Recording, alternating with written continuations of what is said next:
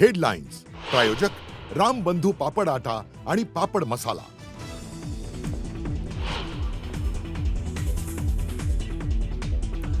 अजित पवारांच्या विमान अपघाताचा DGCA कडून प्राथमिक अहवाल सादर. विमान झाडावरती धडकल्यानंतर कोसळल्याची माहिती.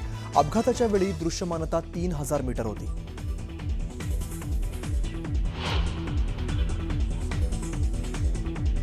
फ्लाइट डेटा रेकॉर्डर आणि कॉकपिट व्हॉइस रेकॉर्डरचा डेटा डाउनलोड. रॉ डेटाची पडताळणी सुरू. DGCAच्या अहवालात महत्त्वाची माहिती.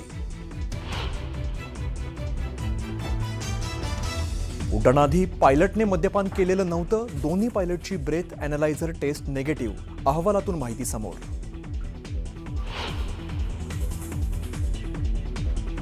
अमेरिका आणि इस्रायलचा इराणवरती मोठा हल्ला. इस्रायलने इराणच्या महत्त्वाच्या नेत्यांना टार्गेट केलं, तर अमेरिकेचे इराणच्या लष्करी तळांवरती हल्ले. इराणमध्ये 40 विद्यार्थिनींचा मृत्यू झाल्याची माहिती. इराणकडूनही इस्रायलवर बॅलिस्टिक क्षेपणास्त्राचा हल्ला. तेल अवीवसह महत्त्वाच्या शहरांवर हल्ले. तुम्ही युद्ध सुरू केलं, आम्ही संपवणार, इराणचा इशारा.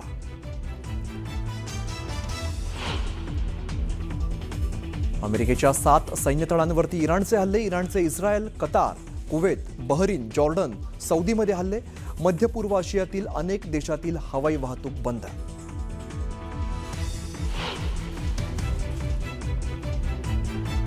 अमेरिकेकडून इराणमध्ये ऑपरेशनला सुरुवात. अमेरिकेने आपलं वचन पूर्ण केलं. शरण या किंवा मरा. हल्ल्यानंतर डोनाल्ड ट्रम्प यांची पहिली प्रतिक्रिया.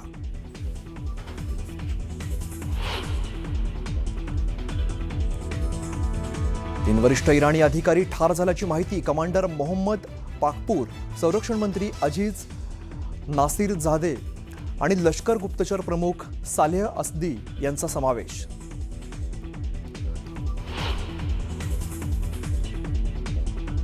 अमेरिका, इस्रायल आणि इराणमधील वाद अत्यंत चिंताजनक. भारत सरकारने आपल्या लोकांच्या सुरक्षिततेसाठी तात्काळ उपाययोजना करावी. एक्सवरती पोस्ट करत राहुल गांधींची मागणी.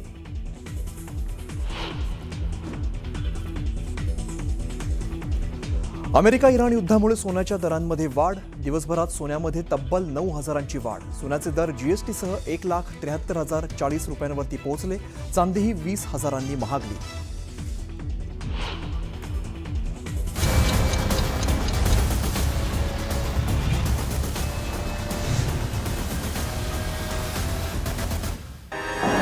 يلا ضلنا شو ده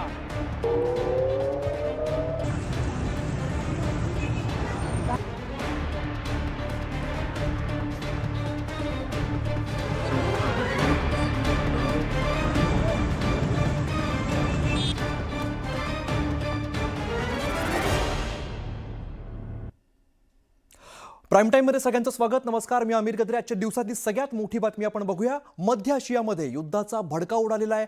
अमेरिका, इस्रायल विरुद्ध इराण असं युद्ध पेटलेलं आहे. पण या युद्धाच्या वेळी या युद्धाच्या सगळ्या झळा ज्या आहेत त्या सौदी अरेबिया, दुबई, कतार, बहरीनसह मध्य आशियातील अनेक देशांना बसू लागलेल्या आहेत. गेल्या काही दिवसांपासून अण्वस्त्रांच्या मुद्द्यावरून इराण आणि अमेरिका, इस्रायलमध्ये सुरू असलेला संघर्ष आता चिघळला आहे. आज अखेर युद्धाची ठिणगी पडली आणि संपूर्ण मध्य आशियात भडका उडालेला आहे. सकाळी इस्रायल आणि अमेरिकेने इराणवरती 60 ते 70 पेक्षा अधिक क्षेपणास्त्र डागली. त्यानंतर शत्रू राष्ट्र कोणत्याही क्षणी हल्ला करेल या संशयामधून पहिला हल्ला केल्याचं इस्रायलचे पंतप्रधान बेंजामिन नेतान्याहू यांनी स्पष्ट केलं. सकाळी 8:15च्या सुमारास हे हल्ले झाले. त्यानंतर इराणने सुद्धा इस्रायलवरती क्षेपणास्त्र डागली आहेत. केवळ इस्रायलच नाही तर मध्य आशियामध्ये अमेरिकेने सैन्यतळं ज्याच्या ठिकाणी त्यांची सैन्य ठिकाणं आहेत त्या ठिकाणी इराणने क्षेपणास्त्र डागली. यामध्ये दुबई असेल, अबुधाबी आहे, कतार आहे, बहरीन याचा सुद्धा समावेश आहे. तुम्ही युद्ध सुरू केलं, आता ते आम्ही युद्ध संपवणार असा इशारा इराणनं दिला आहे.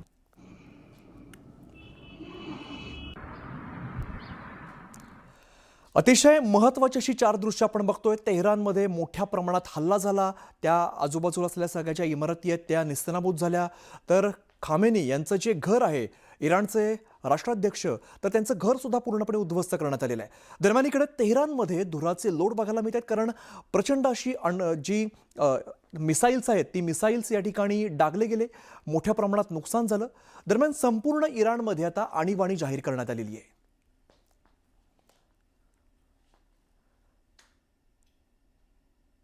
तर इस्रायल आणि अमेरिकेने इराणवरती संयुक्त हल्ला केला, तर इराणने सुद्धा पलटवार केलेला आहे. तब्बल 7 देशांवरती हल्ले केलेले आहेत. इराणला रशिया आणि तुर्कीची रसद मिळू शकते, त्यामुळे 3 देशांमधील युद्धामुळे जागतिक महायुद्धाची भीती निर्माण झालेली आहे. يلا ضل شوطة.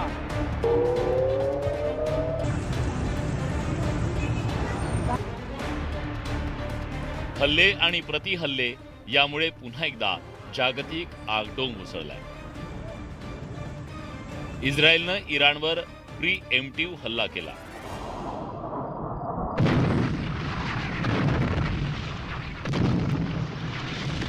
इस्रायल आणि अमेरिकेनं संयुक्तपणे इराणच्या विविध भागात जोरदार क्षेपणास्त्र टाकली. इस्रायल आणि अमेरिकेच्या हल्ल्यांमुळे इराणची राजधानी तेहरानमध्ये वेगवेगळ्या भागात स्फोट झाले. सरकारी इमारती आणि महत्त्वाच्या इमारतींना यावेळी टार्गेट करण्यात आले. तेहरानच्या मोहराबाद विमानतळावर सुद्धा हल्ला झाला. तेहरानवर सुमारे 100 पेक्षा जास्त क्षेपणास्त्र डागण्यात आली असून 30 ठिकाणांना यावेळी लक्ष्य करण्यात आलं. तेहरानमध्ये मोठे स्फोट आणि सायरनच्या आवाजामुळे नागरिकांमध्ये भीतीचं वातावरण निर्माण झालं. तेहरानच नव्हे तर इतर शहरांनाही यावेळी टार्गेट करण्यात आलं. किरमन्साह, इस्फहान, कोम आणि कराज या शहरांवर क्षेपणास्त्र डागण्यात आली. तर इराणचा आण्विक कार्यक्रम संपवावाच लागेल अशी भूमिका नेतान्याहू यांनी घेतली. या ऑपरेशनला इस्रायलनं लायन्स रोअर असं नाव दिलंय.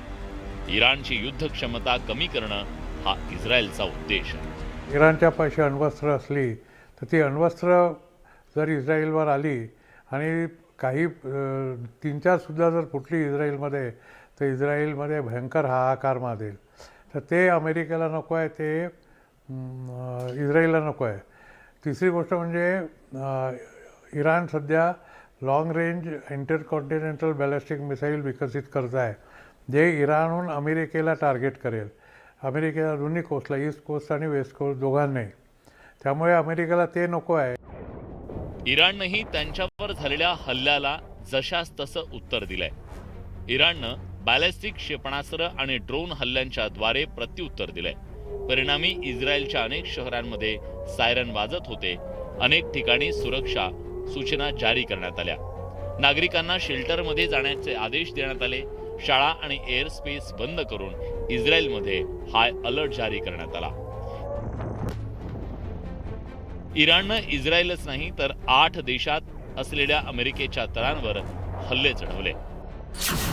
UAE, Qatar, Kuwait, Bahrain, Saudi Arabia, Iraq आणि जॉर्डनमधील अमेरिकन तळांवर निशाणा साधला गेलाय.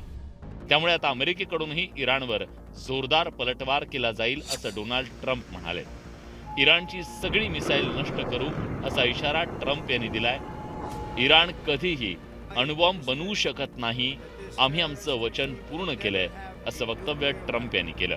इस्रायलला अमेरिकेची गरज कशा करताय? कारण इराणचं जे अण्वस्त्र प्रकल्प आहे तो उद्ध्वस्त झाला पाहिजे. इराणचे किती मिसाईल जरी आले तरी इस्रायलचा आयर्न डोम आणि दुसरी जी सिस्टीम आहे ती सिस्टीम त्याला रोखू शकते. अमेरिका आणि इस्रायलनं इराणवर केलेल्या हल्ल्यामागची रणनीती समजून घेऊया. इराणचा अणु कार्यक्रम रोखणं. इराणकडून संभाव्य मोठा हल्ला होण्याची शक्यता होती. इस्रायलच्या गुप्तचर यंत्रणेकडून इराण हल्ल्याची तयारी करत होता, त्यामुळे पहिला वार करण्याचा निर्णय घेतला गेला. हा हल्ला फक्त लष्करी कारवाई नसून मध्य पूर्वेत ताकद दाखवण्याचा इस्रायलचा प्रयत्न मानला जातोय. अमेरिकेनं इराणला अणु कार्यक्रम थांबवण्याचा इशारा दिला, पण इराणनं त्याकडे साफ दुर्लक्ष केलं. इराणची वाढती अणुसिद्धता रोखणं हा दोन्ही देशाच्या रणनीतीचा भाग आहे. अनेक विश्लेषक सांगायचा प्रयत्न करतात भारताला खूप मोठा धोका निर्माण होईल. असं काहीही नाही, कारण मुख्य जो सर्वात धोका आहे तो आपल्या एनर्जी सिक्युरिटी म्हणजे इंधन सुरक्षा किंवा ऑइल सिक्युरिटी करता आहे. पण आपलं फक्त 15 ते 20% तेलच हे गल्फ ऑफ हॉर्मुझमधून येतं. बाकी आपलं तेल अनेक ठिकाणून बाहेरून येतं, तर त्याच्यामुळे आपल्याला काही प्रॉब्लेम नाही आहे.